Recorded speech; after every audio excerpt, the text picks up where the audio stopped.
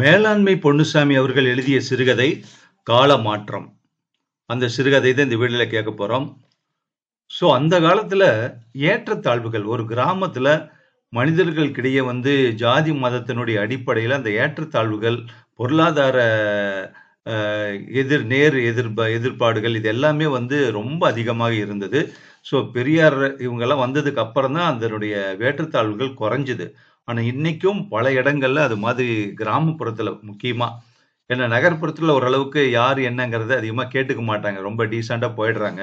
ஆனா கிராமப்புறத்துல அந்த ஜாதி சம்பந்தப்பட்ட விஷயங்கள், நான் உயர்ந்த ஜாதி, நீ தாழ்ந்த ஜாதி அப்படிங்கிற மாதிரியான ஏற்றத்தாழ்வுகள் கண்டிப்பா இருந்துட்டு தான் இருக்கு. ஆனா இது ரொம்ப காலத்துக்கு முன்னாடி இந்த கதை எழுதியிருக்காரு.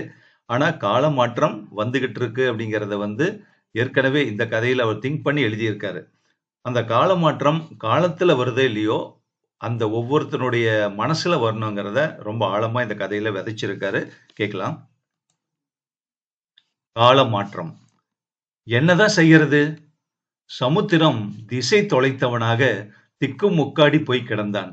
எந்த வேலையும் பார்க்காமல் உடம்பே துருப்பிடித்த மாதிரி இறுகி கிடக்கிறது. ஏதாச்சும் செஞ்சாகணுமே என்று உந்துகிற லௌகீக வாழ்க்கை. பஸ் திரும்புகிற ஊர் மைதானம். வரிசையாக வேப்ப மரங்கள், இடையிடையே கட்சி கொடி கம்பங்களின் சிமெண்ட் திண்ணைகள், நிழல் முழுக்க ஆட்கள், பஸ் ஏற வந்தவர்கள், பஸ் பார்க்க வந்தவர்கள், எந்த வேலையும் ஜோலியும் இல்லாமல் ஆடுபுலி ஆட்டம் ஆடி பொழுதை கழிப்பவர்கள். சமுத்திரமும் திண்ணையில் உட்கார்ந்திருக்கிறான். மடித்து கட்டிய கைலி, 3 பட்டன் திறந்து கிடக்கிற கட்டம் போட்ட சட்டை, தலையில் வட்டக்கட்டாக துண்டு, பையில் இருந்து புகையிலையை எடுக்கிறான்.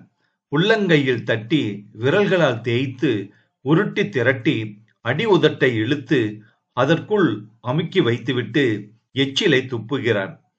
அடுத்த பாக்கெட் வாங்க துட்டு இல்ல என்ற துயரார்ந்த பெருமூச்சுடன் சட்டை பையை துளாவுகிறான்.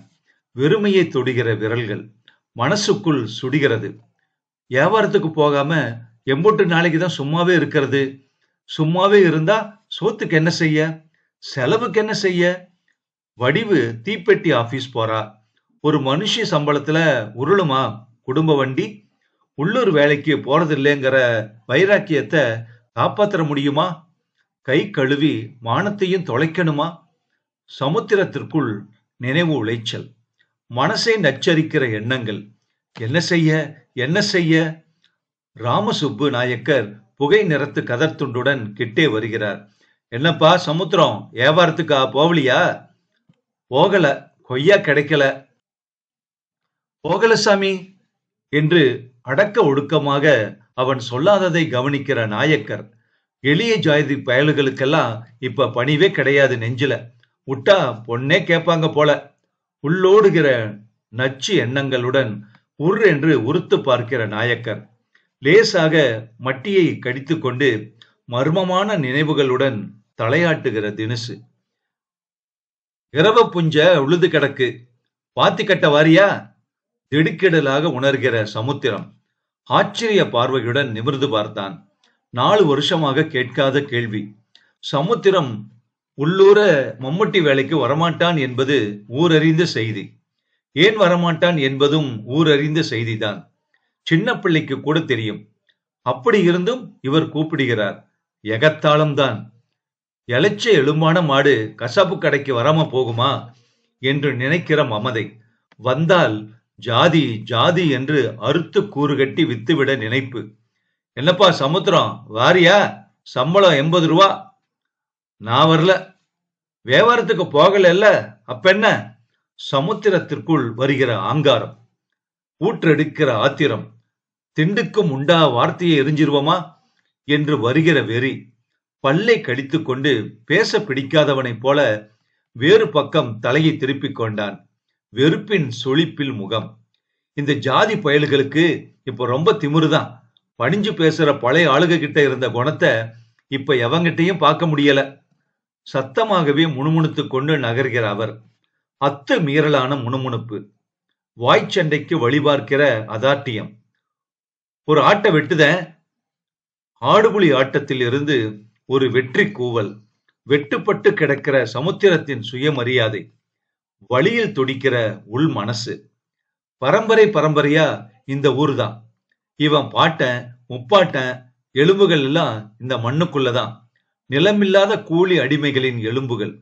இலே சமுத்திரம் என்று கூப்பிட்டால் என்ன சாமி என்று கேட்பதற்கு அப்பன் ஆத்தாள் அவனை வசக்கி இருந்தார்கள். ஊர்க்காரர்கள் சின்ன பையனாக இருந்தாலும் தெற்கு தெருக்காரனை எலே என சொல்லலாம் என்று இருந்த அந்த நினைவு தழும்பாக அவன் மனதுக்குள் இறுகி இருந்தது. 15 வயதில் களைவெட்ட காடுகளுக்கு போனான். 18 வயதில் முழுத்த இளவட்டமாகிவிட்டான். பாத்தி கட்ட, மண்ணடிக்க, குப்பை நிறத்த, வாய்க்கால் வரப்பு செதுக்க என்று முழுத்த ஆம்பளைகள் செய்கிற வேலைக்கு போவான். பாட்டன் போலவே அப்பன், அப்பன் போலவே இவன். இளைய சமுத்திரம், என்ன சாமி அந்த சிரட்டை எடுத்துக்கிட்டு நீட்டுடா, காப்பிய வாங்கி குடி, ஆட்டிஞ்சாமி. ஒப்புதலோடு பணிவோடு நடந்து கொள்வதில் அவனுக்கு எந்த சிரமமும் இல்லை. இதுதானே வழிமுறை, வாழும் முறை என்று அடி மனதில் படிந்து போன சிந்தனை. இது இயல்புதானே என்று பழகி போன சுபாவம். ஒரு பஞ்சம். 4-5 வருடமாக மழை இல்லாமல் காய்ந்து போய், விவசாயம் உலர்ந்து போய், சமுத்திரம் மாதிரியான அன்னாடங்காட்சிகளின் பாடு ஆத்தாடி அம்மாடி என்று காத்தாடி போல் வேறறுந்த கொடி போல் ஆகி, வேறு வழி இல்லாமல் கேரளா பக்கம் பஞ்சம் பிழைக்க போய் அந்த மனுஷ மக்களோடு பழக பழக சகா சகா என்று தோழமையோடு பழகுகிற அந்த மனிதத்துவ பண்பாடு. வேலை தளத்தில் சாயா சாப்பிட உட்கார்ந்த போது அந்நியல்பாக சிரட்டையை எடுத்த சமுத்திரம்.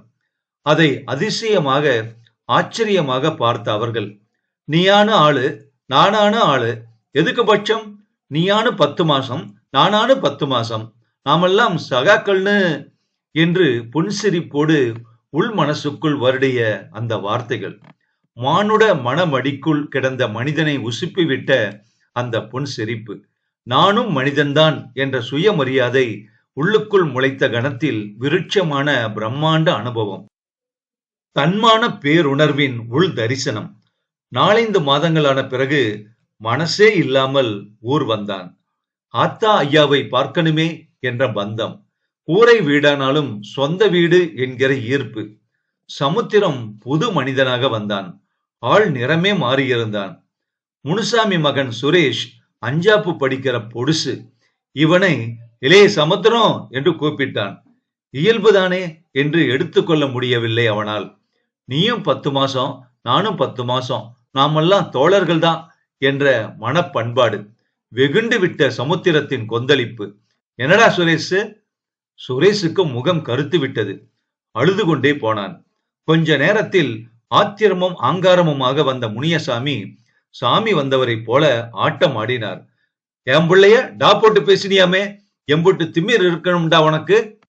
சமுத்திரம் சர்வ சாதாரணமாக சிரித்துக் கொண்டே ஆமண்ணாச்சி என்று சொல்லவும் வெளவெளத்து போன முனியசாமி அதன் பின் ஊரே திரண்டு வந்து வாசலில் வந்து முட்டியது, மோதியது. மூர்க்கமான கூப்பாடுகள், காட்டு கூச்சல், அட்ரா புட்ரா கட்டி வைடா என்று ஒரே சத்த காடு.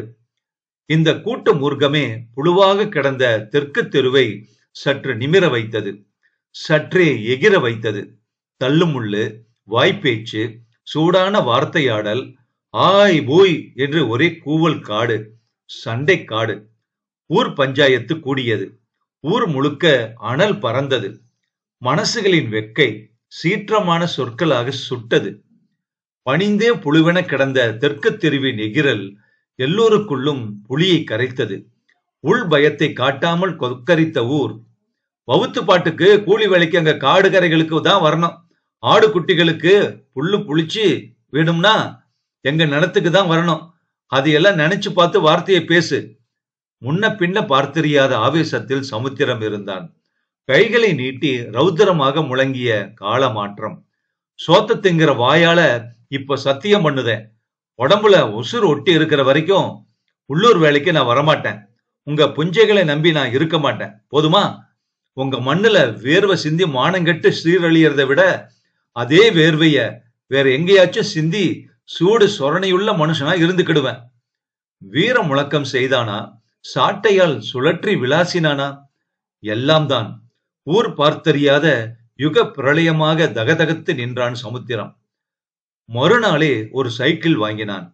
அகல கேரியர் மாட்டினான். கேரியரின் குறுக்காக ஒரு பலகையை போல்ட் போட்டு பொருத்தினான்.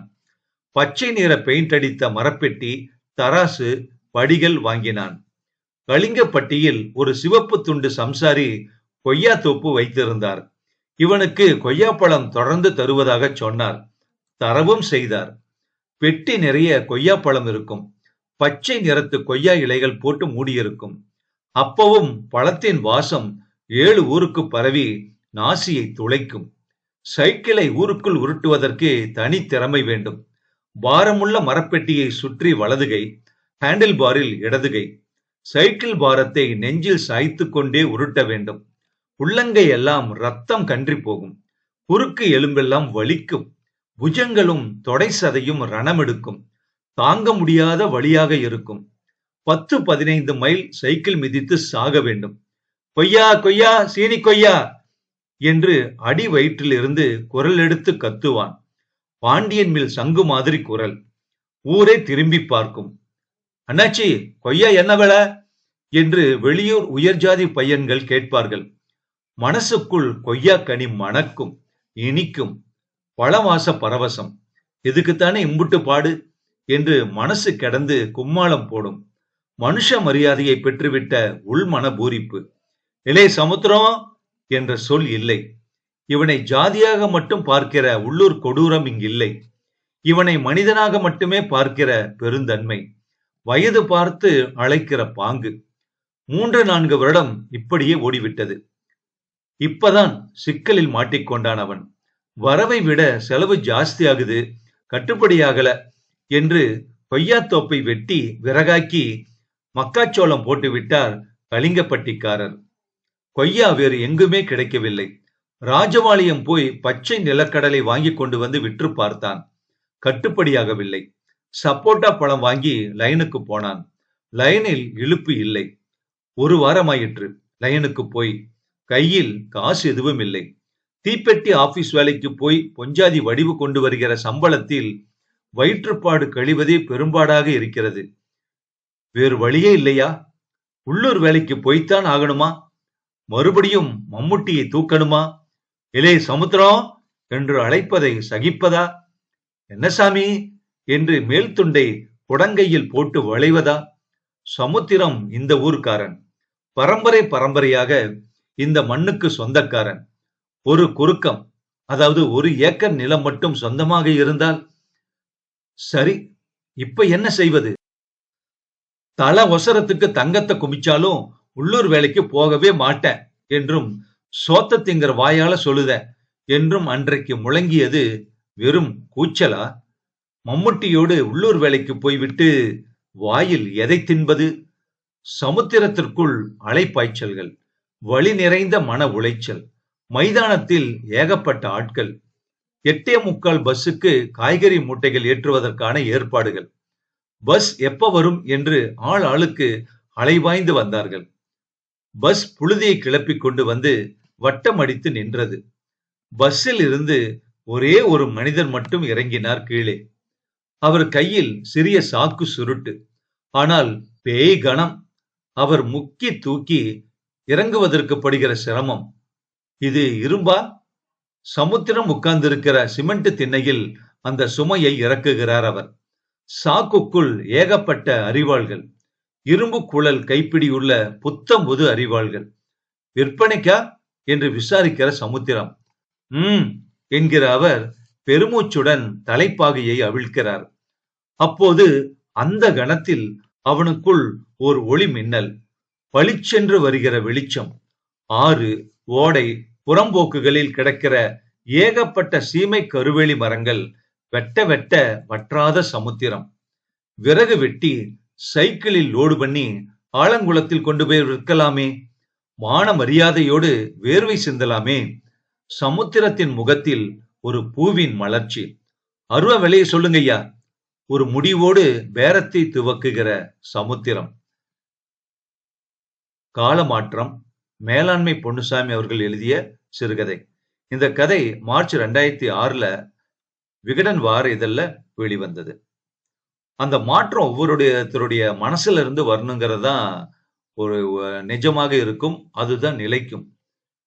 ஸோ எவ்வளவு கூனி குறுகி போறாங்க. எல்லாமே மனுஷங்க தானே. ஸோ ஜாதி பேர வச்சு மட்டமா கூப்பிடுறதும், பேசுறதும், பழகுறதும், ஆ நம்ம சாப்பிடுற தட்டுல அவங்கள சாப்பிட விடுறதில்ல. நாம குடிக்கிற டம்ளர்ல அவங்கள டீ சாப்பிட விடுறதில்ல. அப்படிங்கிற மாரியான ஏற்றத்தாழ்வுகள் எக்கச்சக்கமா இந்த நம்ம சமுதாயம், இந்த மண் சந்திச்சிருக்கு. நம்ம எல்லாத்துக்குமே அது தெரியும். ஆனா நகர்ப்புறத்துல இப்ப காலங்கள் மாறிட்டு வந்தாலும், கிராமப்புறத்துல அங்கங்க இருக்கதான் செய்யுதுன்னு நம்ம கேள்விப்படுறோம். எல்லாத்துக்கும் முழுமையான ஒரு கால மாற்றம் எப்ப வரும்? உங்க கருத்த பதிவு பண்ணுங்க.